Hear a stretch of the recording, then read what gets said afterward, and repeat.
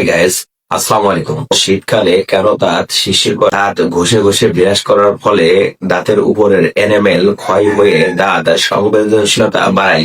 এর ফলে দাঁতের শিরশির করতে পারে। মাড়ি নিচে নেমে গেলে বা দাঁতের মূল অংশ বের হয়ে গেলে সেখানে সংবেদনশীলতা বাড়ায়, এতে দাঁত শিরশির করতে পারে। দাঁতের গর্তে ঠান্ডা বা গরম কিছু প্রবেশ করলে সেই অবস্থায় দাঁত শিরশির করতে পারে। দাঁত ছোট বা বেশি ফাটল থাকলে সেখানে গরম বা ঠান্ডা খাবার প্রবেশ করে দাঁতের সেনসিটিভ বাড়ায়, এতে দাঁত শিরশির করতে পারে। টেম্পোরারি ফিলিং করার পর কিছুদিন দাঁত শিরশির করতে পারে। লেবু, কোলা, লেমন ইত্যাদি এগুলো দাঁতের ক্ষয় বৃদ্ধি করে, এতেও দাঁত শিরশির করতে পারে। দাঁতের শিরশির করার প্রতিকার: দাঁতের সংবেদনশীলতার জন্য বিশেষ টুথপেস্ট ব্যবহার করুন। ঠান্ডা ও অ্যাসিডিক খাবার এড়িয়ে চলুন, যেমন কোলা, লেমন, লেবু ইত্যাদি। সঠিকভাবে ব্রাশ করুন, নরম ব্রাশ ব্যবহার করুন এবং জোরে না ঘষে আস্তে আস্তে ব্রাশ করুন। ক্যালসিয়াম ও ভিটামিন ডি যুক্ত খাবার খান, যেমন দুধ, ডিম, মাছ ইত্যাদি। হাতে ফাটল বা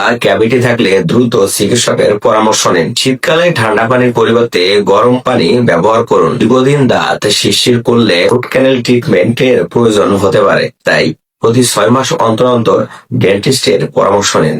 ধন্যবাদ সকলকে। আসসালামু আলাইকুম।